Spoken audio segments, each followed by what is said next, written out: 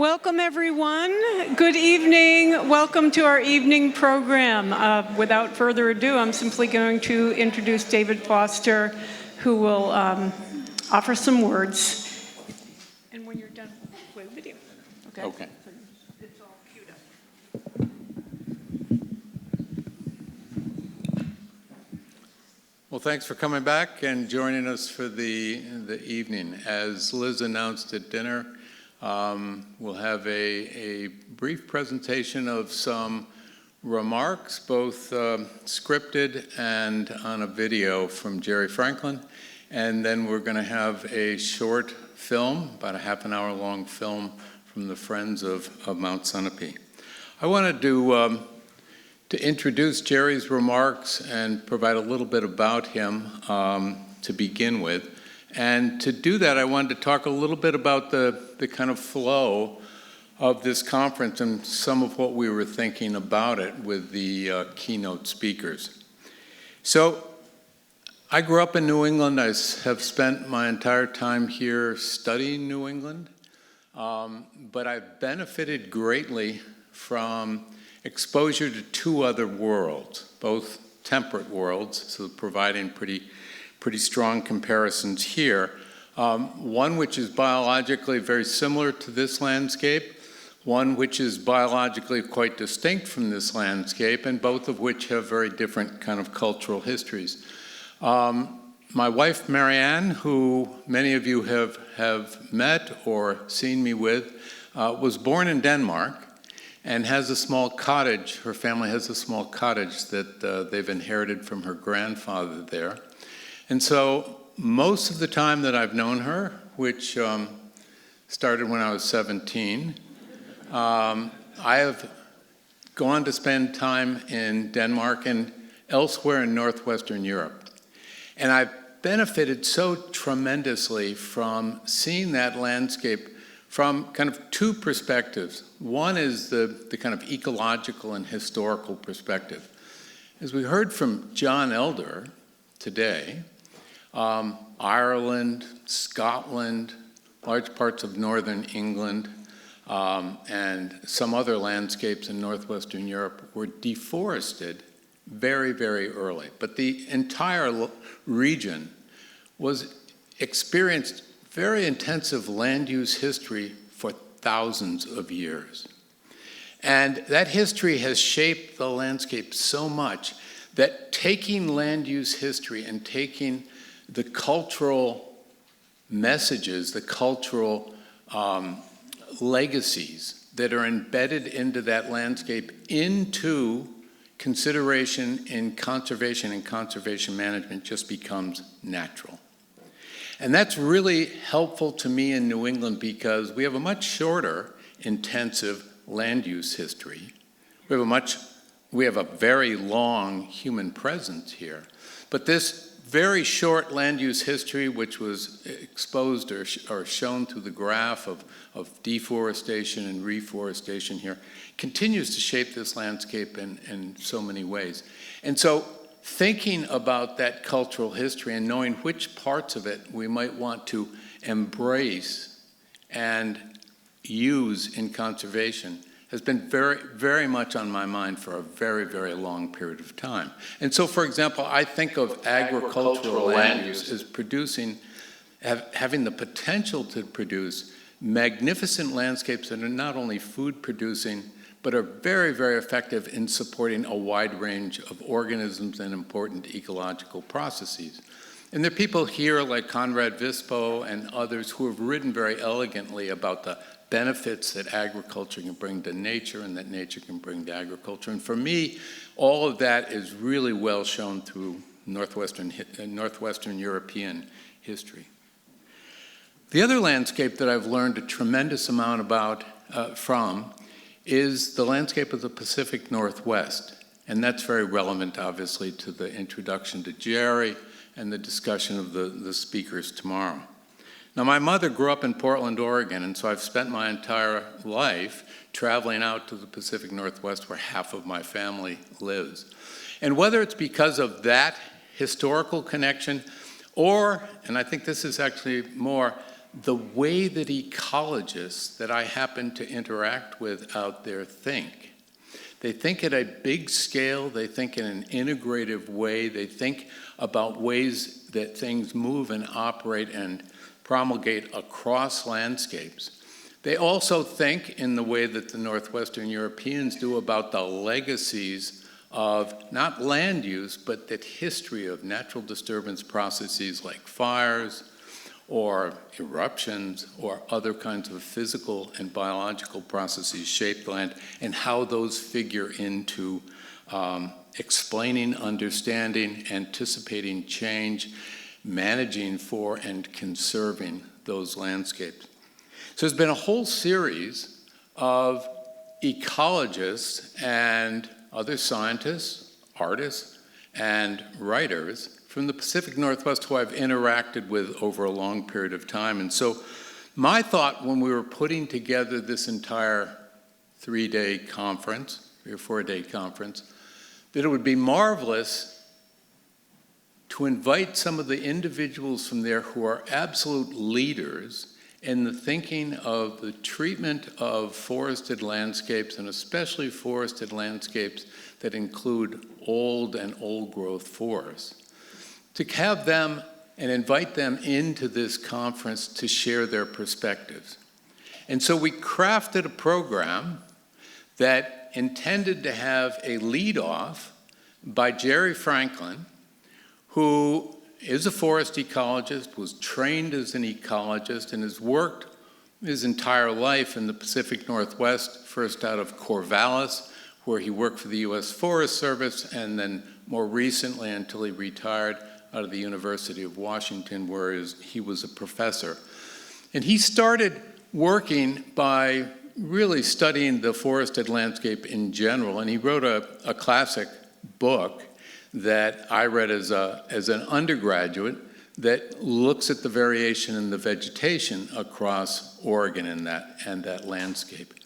And through that work, he became interested in, and gradually, and he says he kind of stumbled into it, a recognition that these old forests were really distinct. They had distinct features. They supported distinct types of biotas, and that was something that captivated him and became a fascination and a major focus of his research. He also began to incorporate that into a very visible way into what he viewed and what everybody else viewed as a major shift in the approach taken to managing those landscapes, which were largely managed by a clear-cut and replant mode, kind of an agricultural mode, to recognize the important physical and biological attributes that are left after natural disturbance that should be retained in a landscape after it's been harvested. So my thought was to start with Jerry, who really has become kind of, I introduced Bob Leverett as the guru of Eastern Old Growth Forest, and Jerry certainly is a international guru of old growth forest based on all this work in Oregon. My thought was to start with Jerry and then to follow, as we're now going to do tomorrow, with Tom Spies, who is a generation younger than Jerry, worked with Jerry being his mentor and basically taking over roles and scientific research, focusing on old growth and then related processes and aspects of that landscape. And to then move on to Tom so that we could get a different perspective on that same landscape, and also benefit from the fact that Tom grew up in Michigan, did his PhD in Michigan, and has studied the old growth forest there.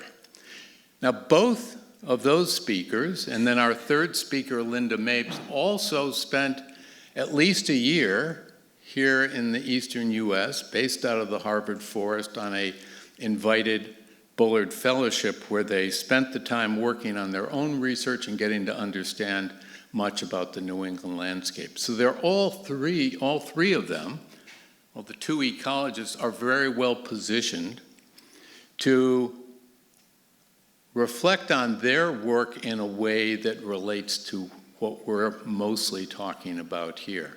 So to give a different perspective, but a perspective that comes from an understanding of what we are kind of grappling in as our landscape. And then the third speaker, Linda Mapes, has a completely different background, but she's been a kind of observer and reporter on environmental happenings in the Pacific Northwest, very broadly, over a big geographic range and covering a wide range of topics as a reporter at the Seattle Times.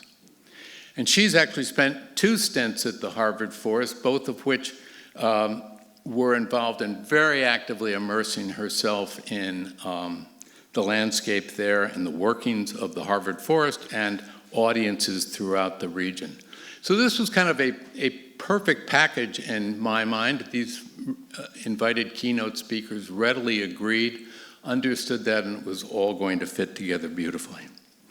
Now, Jerry is 88, and one might think, well, Jerry's a senior guy, and like Bob Leverett alluded to, he's not moving as fast as he might, and maybe ailments got in the way of his attending. Well, it turns out he has a very different explanation.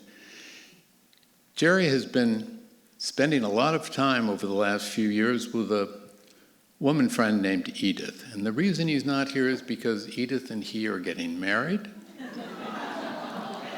And they're moving into a new place together.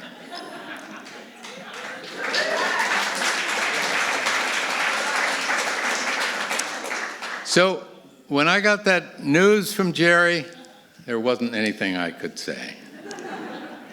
But I did ask Jerry to share a greeting and some thoughts for this meeting. And I told him that we were going to show a brief video in which he's speaking, he's being interviewed and talking about his work so that people would get a bit of the flavor of Jerry.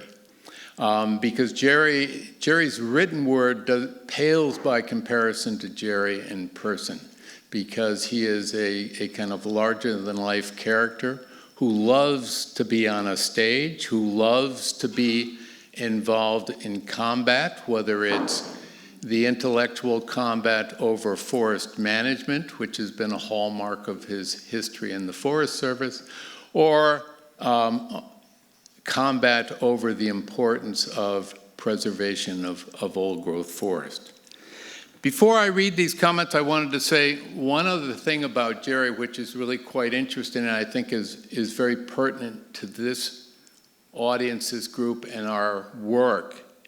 And it's very important to this challenge that I've tried to articulate about having an integrated approach to conservation, land management, and land planning. And that is that Jerry very actively gets involved in not just the preservation of wild forests, but the active management of the rest of the landscape. And when he does that, he does it in a way that is emblematic of another great wilderness advocate named Bob Marshall. Now, Bob Marshall, who ultimately joined up with Benton MacKay and with Aldo Leopold and others in forming the Wilderness Society and being a champion of wilderness, he did that from a position within the Forest Service. And he very purposely got a background in silviculture and forest management that would marry the kind of, let's say, ecological perspective and love of nature that he was bringing to his wilderness advocacy. Now, famously, Marshall tells this story, and I've actually seen the paper. You can find it in the archives, and it's undoubtedly on the internet where you can read it. Marshall, at the age of 15, wrote an essay in an English class on why I want to be a forester. And He knew that he wanted to be a forester because he loved forests, and he wanted forests to be treated well. But he didn't want them to be treated well just by preserving them. He wanted them to be treated well by being managed in a way that made sense. And the anecdote about Marshall that's most fascinating is that when he came to the Harvard Forest to do his master's degree in 1923, the director of the Harvard Forest knew that he had already written a paper in college and sent it to Gifford Pinchot and gotten a nice letter in response from Pinchot about this that was all about wilderness protection in New York and advocacy for defending the Adirondacks and preserving more forests. Well, the director of the Harvard Forest knew that background, and so when he invited Marshall to come and do research at the Harvard Forest as a graduate student, he asked him if he was interested in going to the Pisgah Forest, our old growth forest, and studying that and studying its history because of his passion for wilderness. And Marshall turned him down and he said, no, I want to go to the Harvard Forest because it's the best place to learn silviculture. I want to become a forester. Well, the way that relates to Jerry Franklin is that Jerry Franklin, whether this is true or not, apocryphal or not, or something that Jerry is musing about, he claims, and Linda writes about this in her wonderful book, which I'll talk a little bit more about tomorrow, he claims that he had a similar sentiment as Bob Marshall, but he had it at age 9. Okay, with that, let me read this very brief piece that Jerry wrote to us, and then I'll show this film.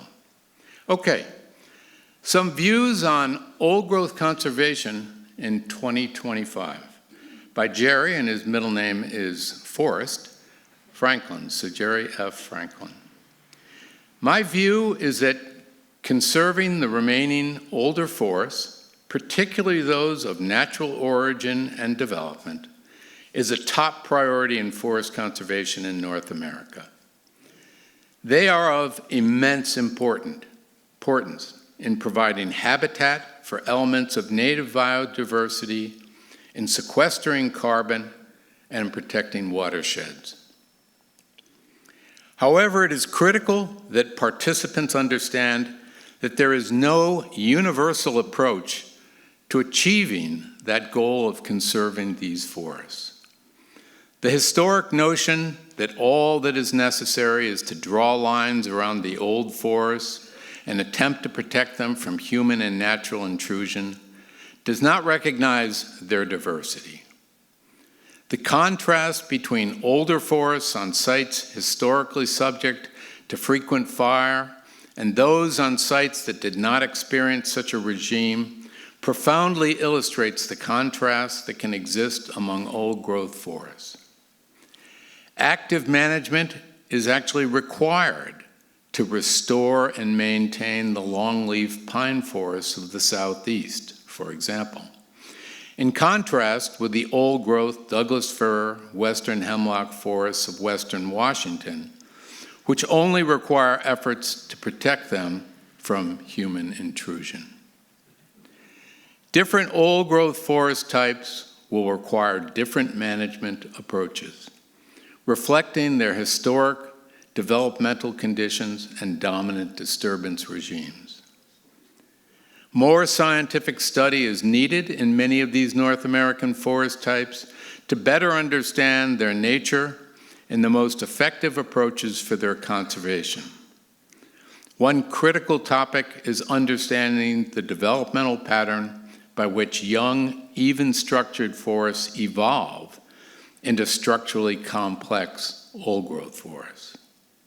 This process is now well understood as it occurs in the mature stage of development in moist Douglas fir forests, but it's poorly known in many other forest types.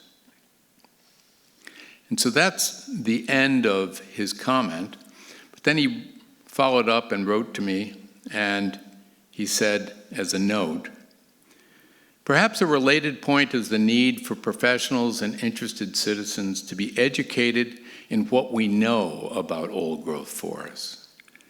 Various aspects of the Forest Service review of old growth makes clear that many, probably a majority, of the agency's professionals don't have a clue about the nature of old-growth forests. All that language about, quote, improving older forests, exclamation point. I wish I was with you. You know how I love old-growth forests. Jerry.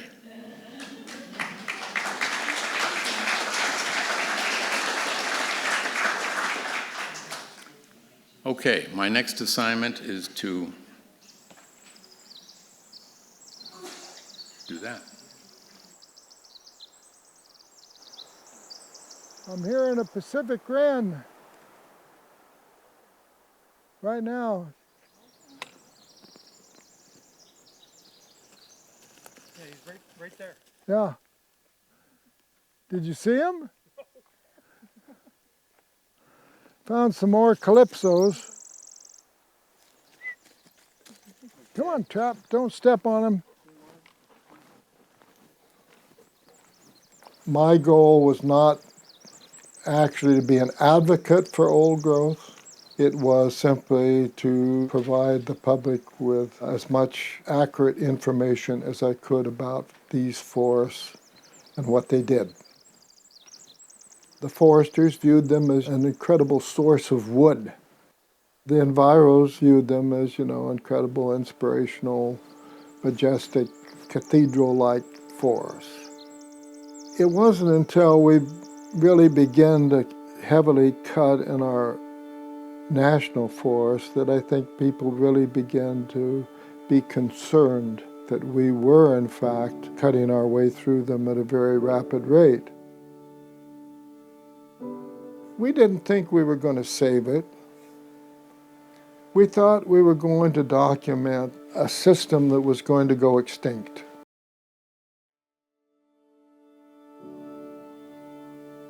This national forest was really a very important part of where I grew up. My dad worked in the paper mill at Camas. We were certainly not well off. We didn't have a car until right at the end of World War II. 1945, we finally got a car and we began to go camping at that point. I loved being out in the forest. I think I viewed the trees as my friends. I was 13 or 14, and I'd been just playing by myself in the woods one day, and I realized, that they were pushing back the edge of the forest, just going to cut it down and put houses on it. And that troubled me, what was happening to it.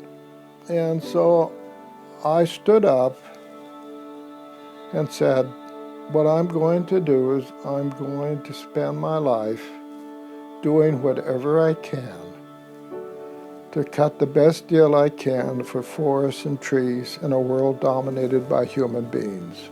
And I don't know how much that'll be, but that's what I'm going to do.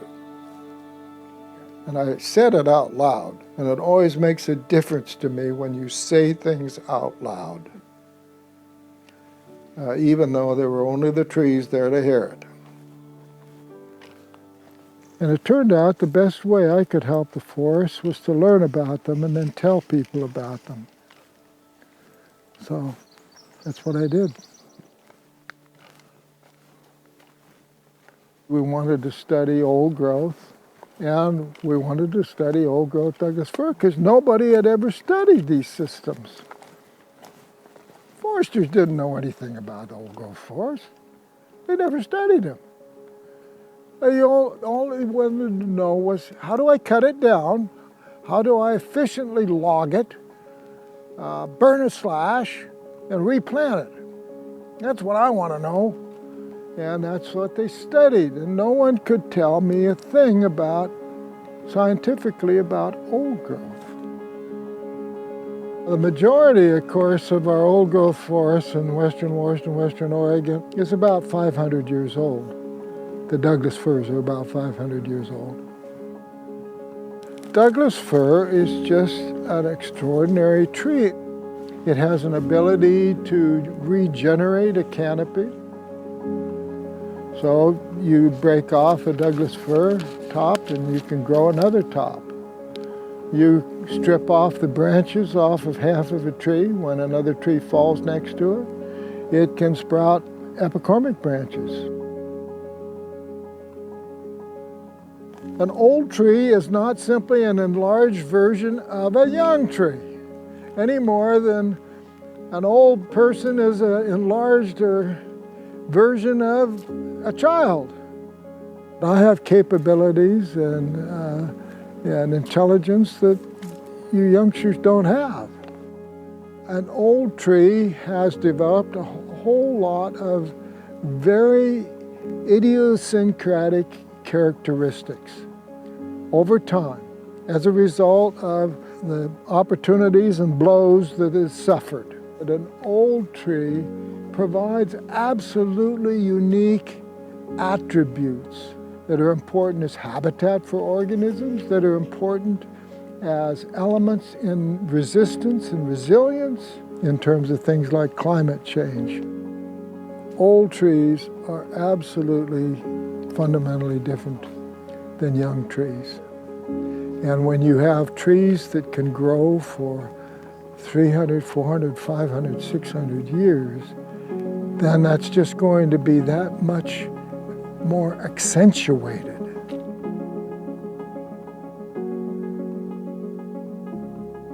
As a Forest Service scientist, I wasn't constrained from telling anybody who would listen to me what I understood. We were in the right place at the right time with the scientific information that we needed. When we did the Northwest Forest Plan, we scientists didn't even have it completely, we didn't understand what was going on completely either. And so we left some old growth forests out there to be cut. And society said, no, we're not going to cut those either. We don't care what the scientists say. And the outcome then was, oh, we're going to stop cutting these old forests.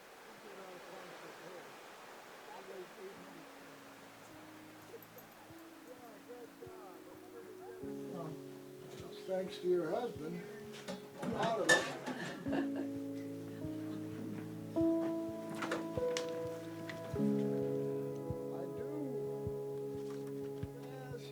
Everybody needs to have some superior being to report back to periodically on what they're doing and what their justification for it is.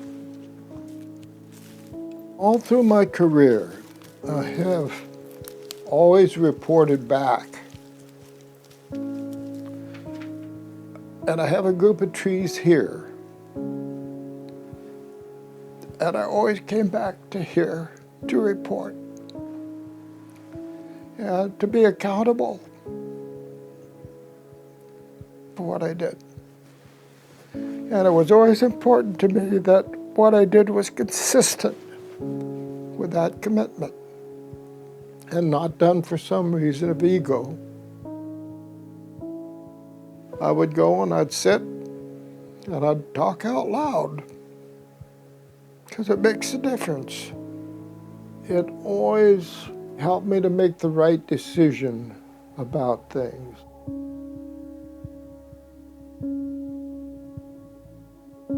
We need to be thinking more and more about a partnership.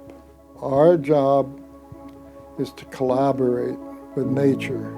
Our job is to work with natural processes to the mutual benefit of the forest ecosystem and society. Rather than something that we can just manipulate and do whatever we damn well please with, most fundamentally it has to do with humility and approaching these systems with humility.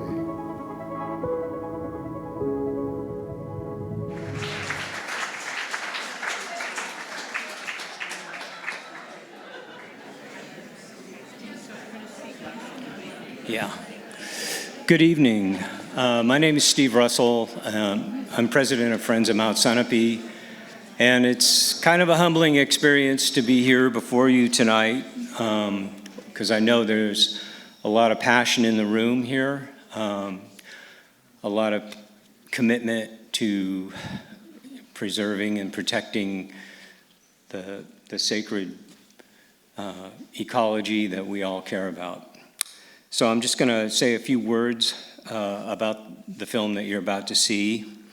It's a story about an old forest, first saved and preserved by a group of citizens in the first decade of the 20th century. Over time, the discovery receded from memory and was eventually forgotten by the public. In 1997, it was rediscovered by Chris Kane and eventually expanded to its current size of 1,793 acres by the New Hampshire Natural Heritage Bureau, and is now in need of permanent protection. So with that, we'll start the film.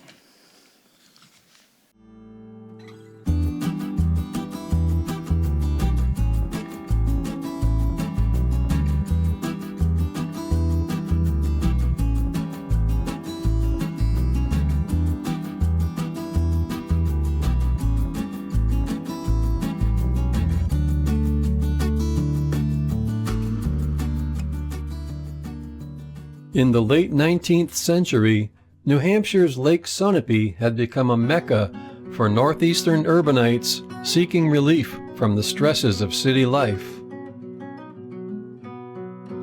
Quaint inns and cottages surrounded the lake.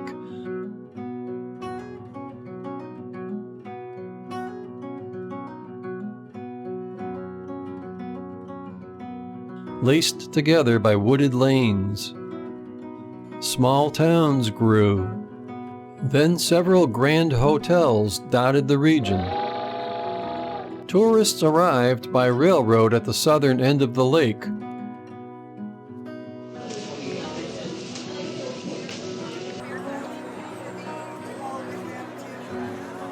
Or by stagecoach.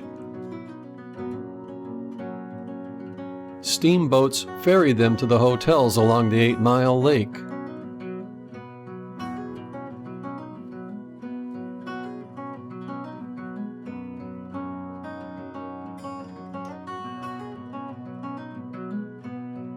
This was the Grand Leadon Hotel. Horse-drawn wagons helped travelers on the last leg of their journey. Life was peaceful and relaxing at Lake Sunapee.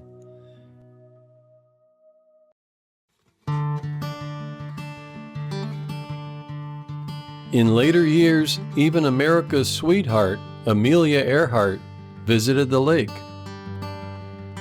The backdrop to all the lake's attractiveness was the natural beauty of Mount Sunapee.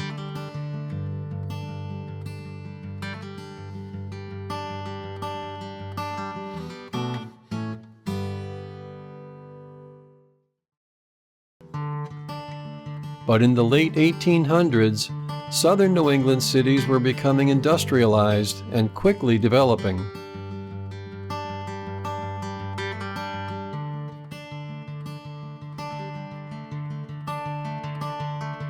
Wealth was increasing, and the demand for lumber was soaring.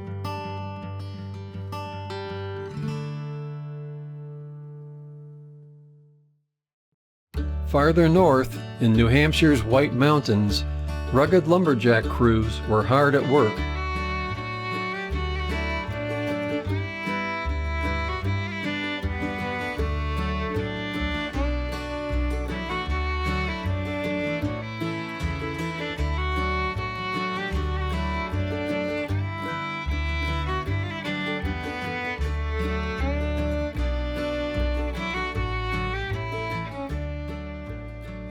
Lumber companies were mining the region for wood to satisfy the demand.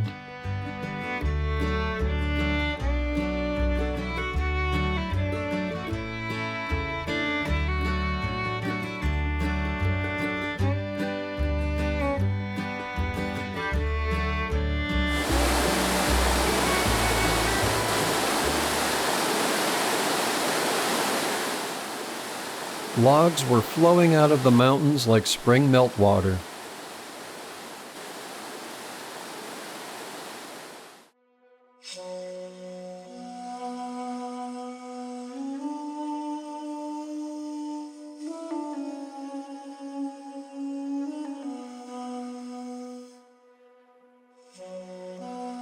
With no controls in place, logging was unrestrained. Entire mountainsides were cleared of trees.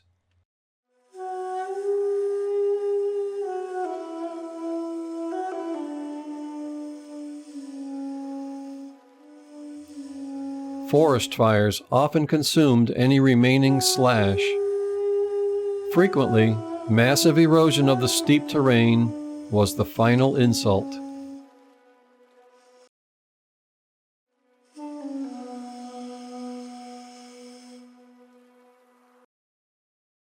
In the late 1800s, public outrage against the rapacious clear-cutting began to grow.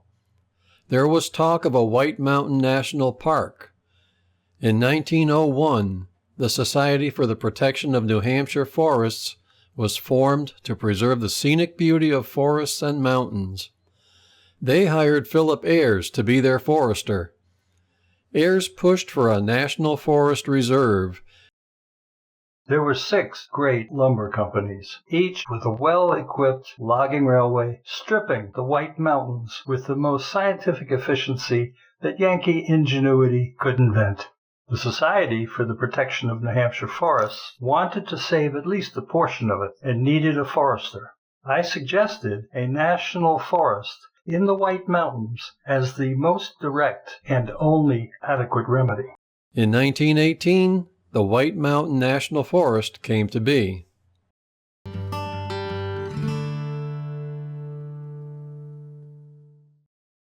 Around 1890, Philadelphia philanthropist Herbert Welsh had discovered Lake Sunapee, fallen in love with its charm, and acquired a summer residence there. But by 1909, he was dismayed to learn that Mount Sunapee's primeval forest was being cut, particularly for its valuable red spruce.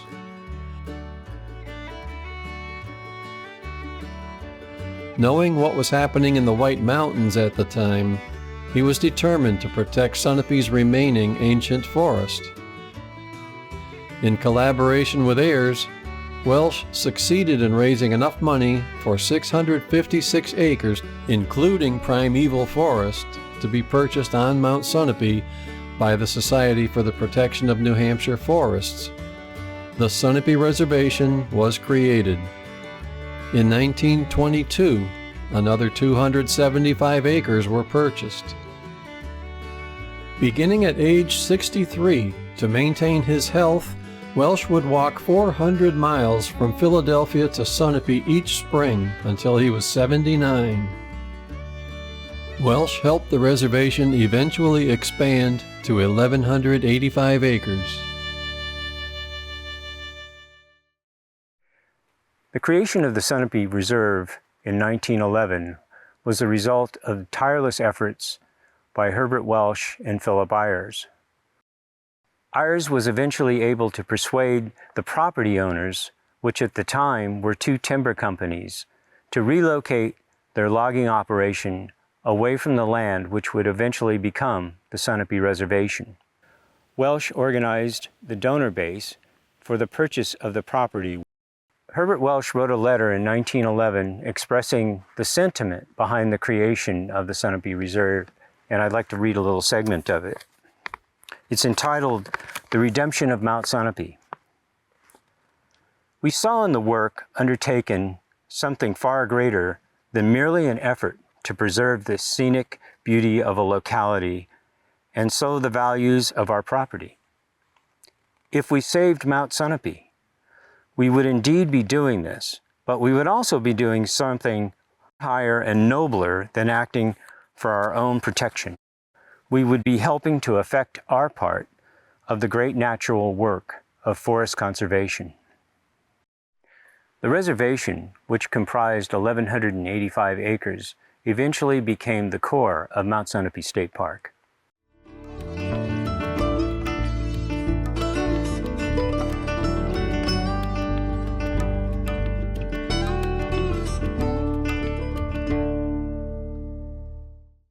Nearly a century would pass before the old forest, which was originally observed by Ayers and Welsh in 1909, would emerge into the public consciousness.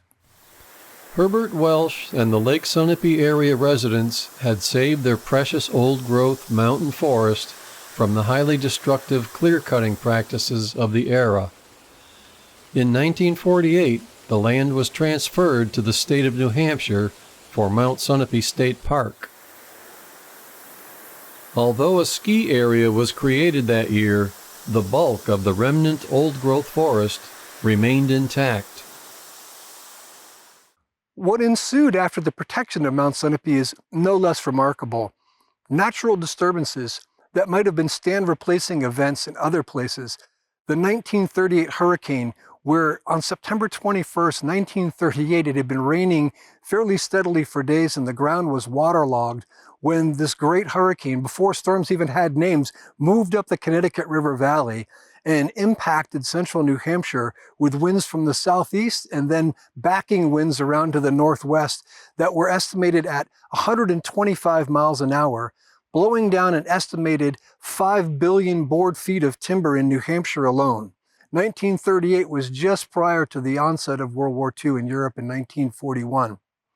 When men were overseas, trails disappeared and the woods fell quiet for another 15 years. In 1947, in October, after a very dry summer, there was a lightning strike at Lake Solitude here at Mount Sunapee that burned 6 miles south along the Sunapee Ridge to within a mile of the Goshen village. That fire consumed much of the timber that was blown down in the 38 hurricane, especially the spruce timber that had blown down along the ridge.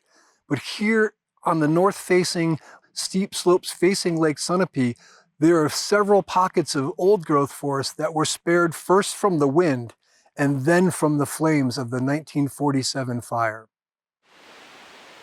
For a half-century thereafter, while hikers and skiers had been using the mountain, relatively few people were aware of the primeval forest, and knowledge of its existence generally faded from public consciousness. Then, in 1997, conservation ecologist Chris Kane rediscovered the Mount Sunapee Old-Growth Forest. In 1995, I was finishing up a grad school project with the New Hampshire Division of Forest and Lands. The purpose of the project was to identify and document old-growth forest areas on state properties, and Mount Sunapee was the last property on my list. Earlier in my research, I had turned up a 1934 survey of the area that would later become Mount Sunapee State Park, and on the corner of this survey, a curious inscription read, "Old-growth hardwoods." This interested me for sure. So a few days later, I hiked to the mountain ridge on the lookout for any large old trees that may have survived. At one point, I noticed the tops of some red spruce trees towering over the rest of the forest canopy. I dropped down to investigate and soon found myself in a grove of the most impressive red spruces I'd ever seen. I cored a 30-inch individual and later counted 249 annual growth rings. This tree had been a seedling in the 1730s. I began to believe I may have stumbled upon something truly significant, an intact ancient forest in a corner of Merrimack County, New Hampshire. And this was no anomaly, these old trees. It turns out the more I looked for, the more I found. At the highest elevations of Mount Sunapee, wind and storms prune the treetops. Trees stay short, hardwoods often becoming contorted and gnarled. Near the summit, there are groves of old but stunted American beeches with short, thick trunks.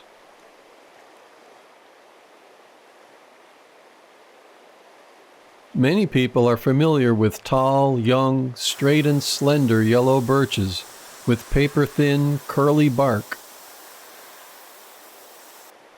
But here, the birches are old and anything but straight.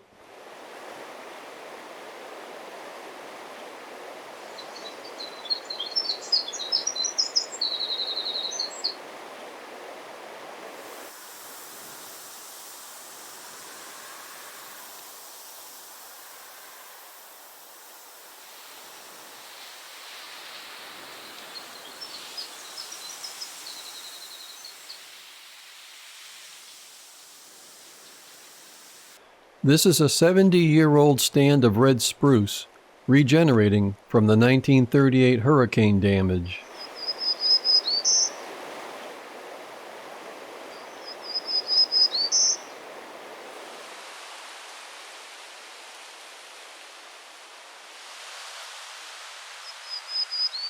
Though some blowdowns will always occur, there are surviving older red spruce up here as well. Although individual trees here may not be at maximum age, the forest itself is original and continually renewing. The top of this red spruce was broken off, but it's still growing and is approximately 200 years old.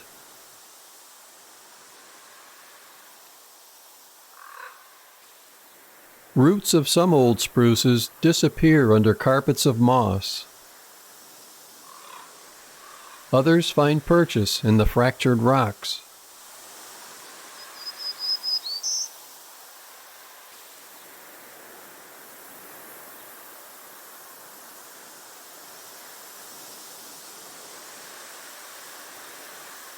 Spruce mixes with balsam fir in a ridgeline, mossy rock garden forest.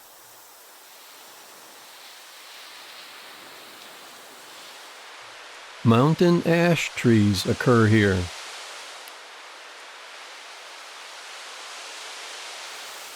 They're some of the first to flag the onset of autumn. Heartleaf or mountain paper birch is part of this community as well.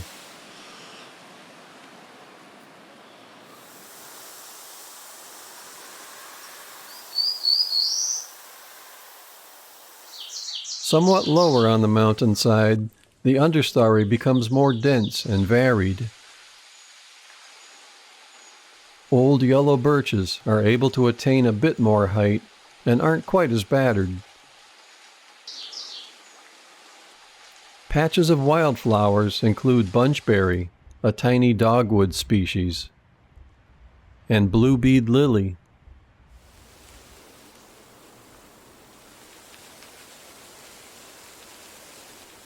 With more drop in elevation, trees are somewhat shielded from harsh winds and can gain height. Around mid-slope, there are red spruces that speak of the glory days of spruce logging.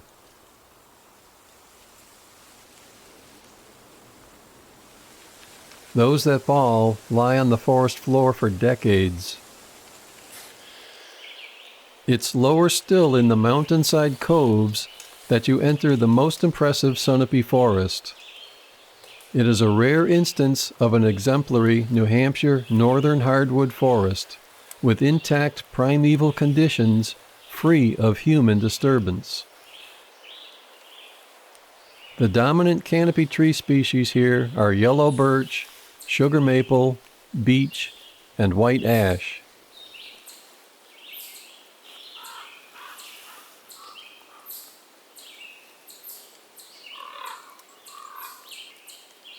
One of the very old yellow birches.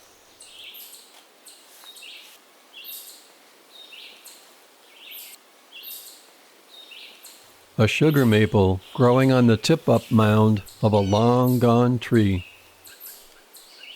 White ash.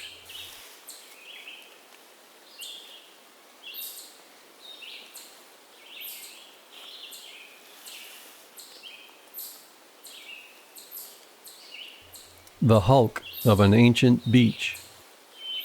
Contortions of branches and trunks characterize old trees.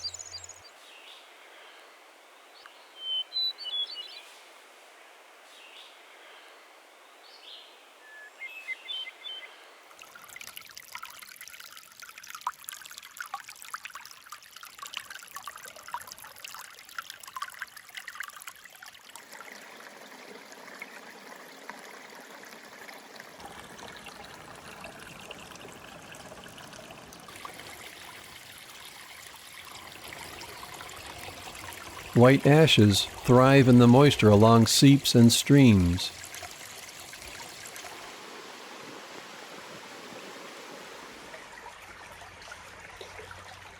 Hobblebush a viburnum, is a denizen of these old eastern forests and is well represented here.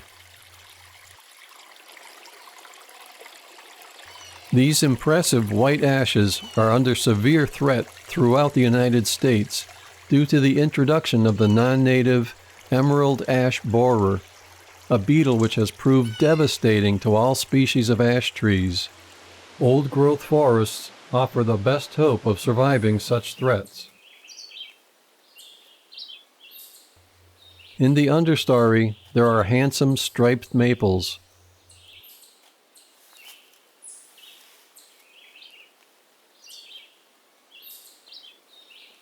And mountain maples. Both are diminutive cousins to the sugar maple.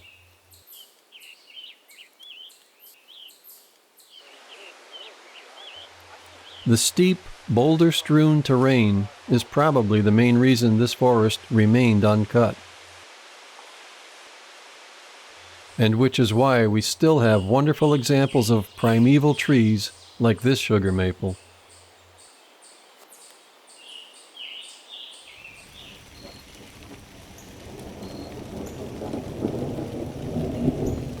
Rain is moving in.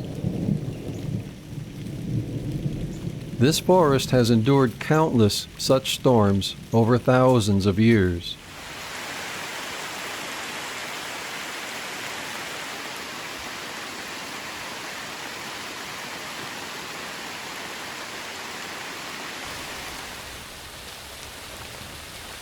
After several minutes, the storm passes through.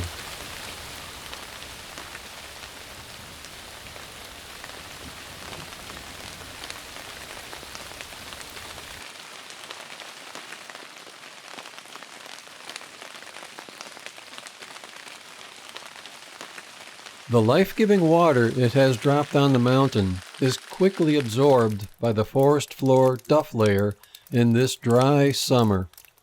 The thick, fluffy duff layer is critically important. It's a sponge that holds far more moisture than the thin duff layers of young, second-growth forests. It's the rooting zone for most all the plant life here, including the trees. A broken tree trunk, remnant of a previous storm. The sun is breaking through now.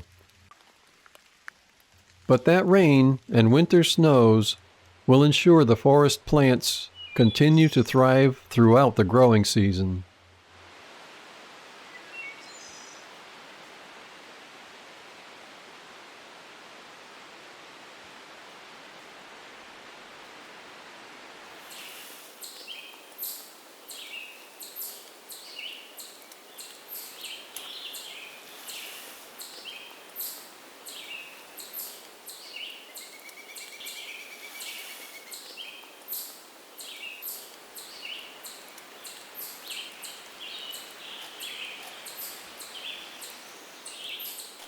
So this part of the forest is quite a bit different than the East Bowl area.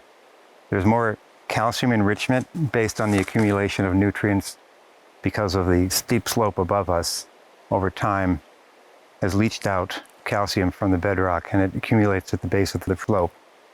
And this is indicated by the fact we have this beautiful sugar maple here and also some beautiful big white ashes, which are classic indicators of calcium enrichment.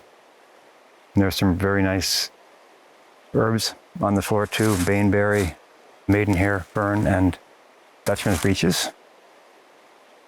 A very special forest, very different than the spruce, yellow birch on the other side of the mountain.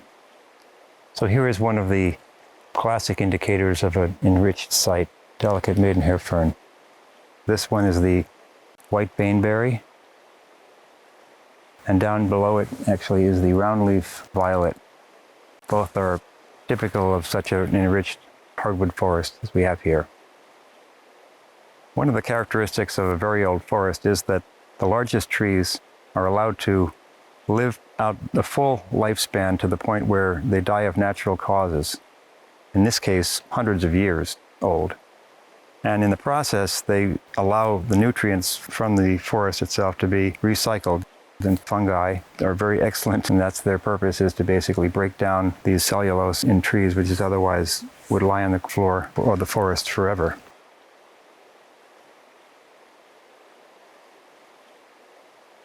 So one of the marquee species of the Sunapee Old Growth Forest is the yellow birch. When yellow birches approach a relatively advanced age of perhaps 150 years, they start to shed their original silky outer bark and eventually revealing an inner bark with a completely different character that can often make them difficult to recognize as yellow birches from a distance. We have here a miniature example of the proclivity that yellow birch has for colonizing boulders.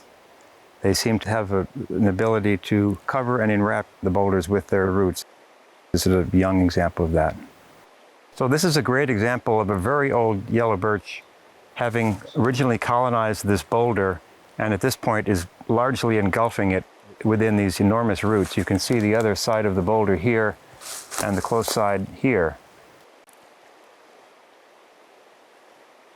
Another characteristic of yellow birches is that they have a tendency during ice storms or major wind events to drop large canopy branches onto the ground, and over time the signature of these earlier wind and ice storm events are clear in the canopy because we have broken off stubs of canopy branches and from those ends a sprouting of new growth. The canopy in the end becomes very heterogeneous and unique for every tree. This is a basswood, the third of the most prominent canopy species of a rich music forest. Not very common in New Hampshire because the soils that we have here tend to be rather acidic. Basswood is one of the favorite trees of sapsuckers, who drill rows of small, round holes in the trunks to drink sap. Basswood has large, heart-shaped leaves. The flowers are sweetly fragrant and highly attractive to pollinating bees. Storms cull out weakened trees by snapping their trunks or blowing them over. Most others will lose parts of or entire limbs and sprout new ones, resulting in the stag-headed crowns characteristic of old-growth forests.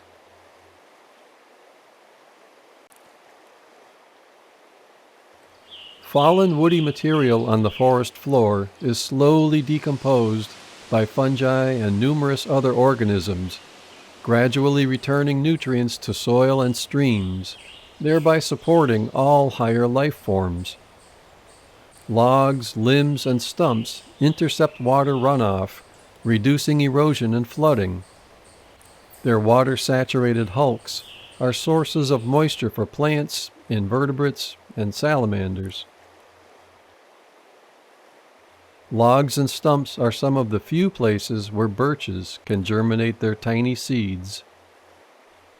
The gaps opened up when trees fall allow sunlight to penetrate to the forest floor, fostering regeneration. Over time, this results in a diverse forest with multiple age classes. They also allow surrounding trees to expand their crowns into the gap, creating the broccoli-top texture of old growth.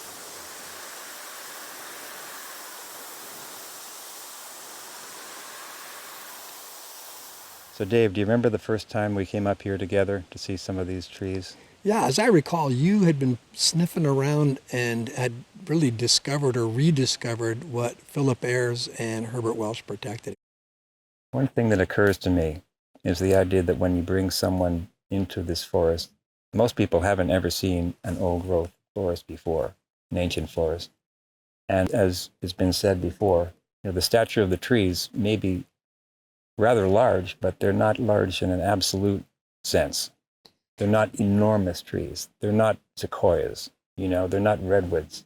However, the other aspect that I keep reminding myself and try to share with others is that it's not just about the three-dimensional, it's about the fourth dimension, time.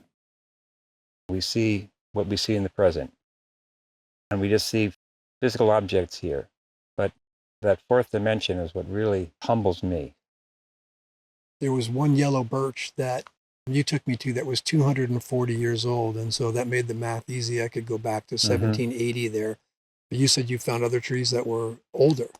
As old as 350 or so have been found on the mountain. So 3 centuries ago, 1720s. Right. And talking to people about what that means and what took place over the last 300 years and that these trees are still here is the first remarkable thing. The second thing that's remarkable is they survived hurricanes and fires and ice storms, which are becoming more frequent. And the third thing is that it was forgotten. Right. And then rediscovered by virtue of the work you were doing. Think about what did this place, we say these stand ages 300 years, 350 years ago. What did this look like 500 years ago or 750 or 1,000 years ago? So there's a time element, as you said, the fourth element, the time holding capacity of these stands. And that can be inspiring for people who haven't had a chance to think about that scale and to see trees that are alive, that were living prior to any kind of European colonization. Yeah, this ecosystem that we're in right now, first of all, 14,000 years ago, there were no plants here. Right, a sheet of ice, Right. a mile thick. Right. So it took a long time for this forest to develop. And I'm not sure when exactly that happened, but it was many, many thousands of years ago. True. Where it started to look what it's like now. It wasn't a blank slate 350 years ago. It was operating as a system then, and it continues today.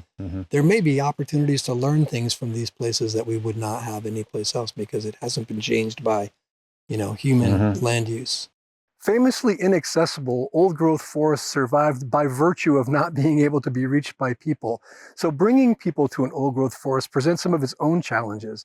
The preconception seems to be that people are going to find giant tall trees like Western old-growth forests. And in fact, some people are only disappointed when they arrive at first, or other people who I've sent to go visit an old-growth forest have walked right through it, never having recognized what they were walking through. There are certainly some very big, old, individual large trees, very late successional species, American beech, yellow birch, sugar maple, but it's also interspersed with a lot younger types of forests. It's really the absence of rather than the presence of. So missing easy access, stone walls, roads, or infrastructure that would have facilitated the logging.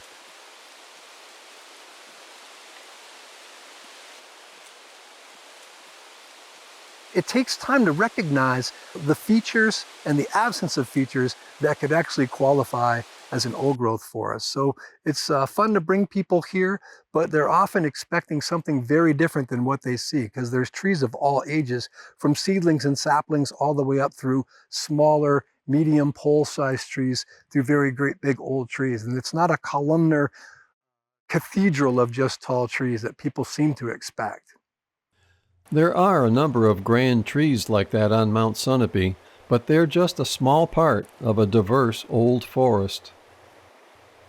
So, what is the largest tree in the park? Maybe one of these white ashes? Well, so far, it's this massive yellow birch, nearly 4 feet in diameter.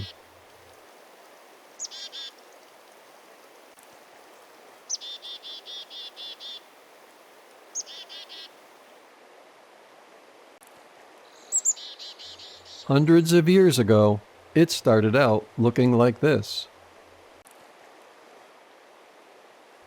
We can only wonder what the landscape would look like if most of our forests were still in their primeval state. This forest is part of a tiny fraction of the landscape that is still in this condition. The estimates have been 0.1% of the landscape is still in this original unconverted forest condition. That alone is humbling and reason enough to protect as much as possible. But that's still only 0.1%. Some states and some organizations are actually intentionally trying to allow the self-recreation of old-growth forests by just leaving them alone for a long long time.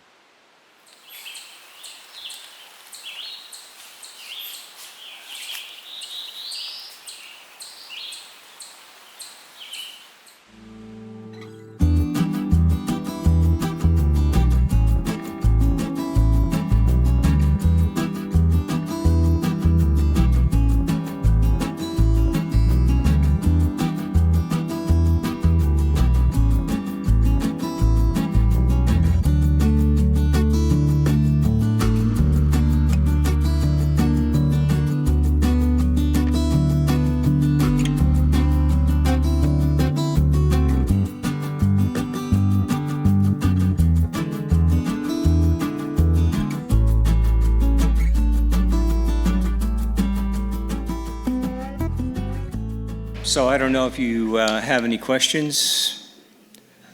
Yes? My name is Daniel Carpin. I've been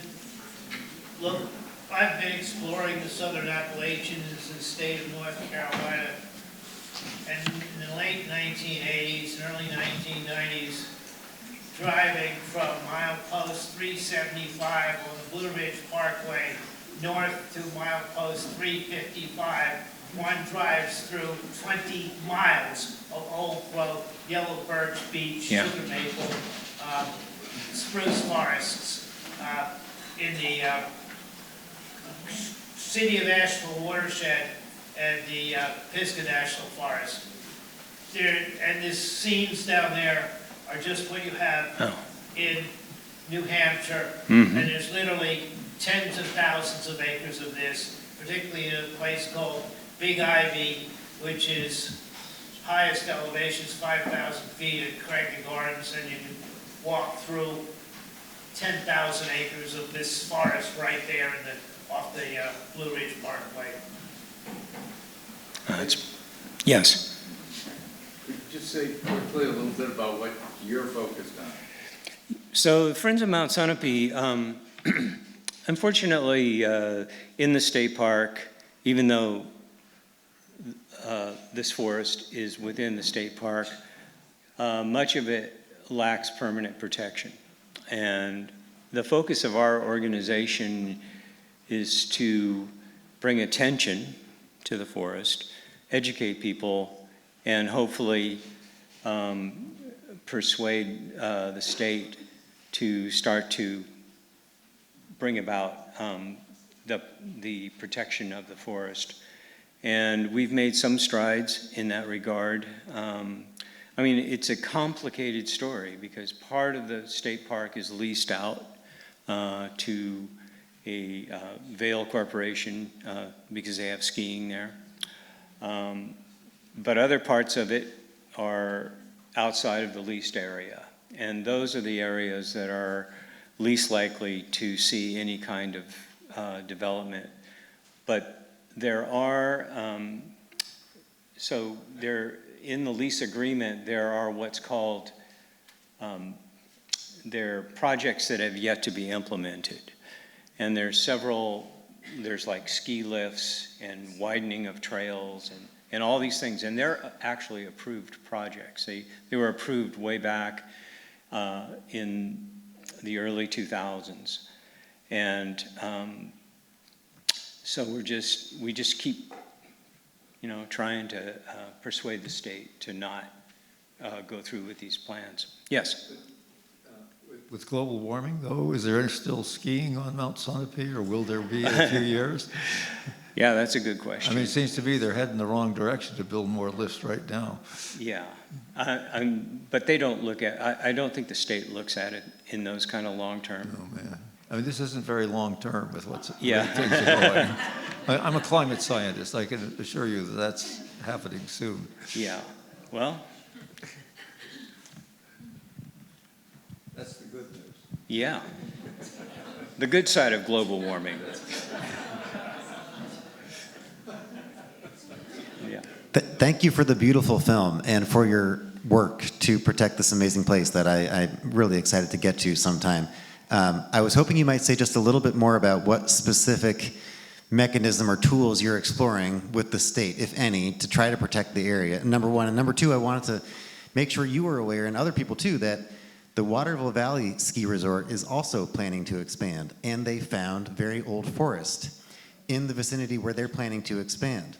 And the proposal right now is to make ski trails completely around the very old forest that they found, maybe leaving the older forest there. But my question is, well, what about the ski trail that we're building completely around that forest?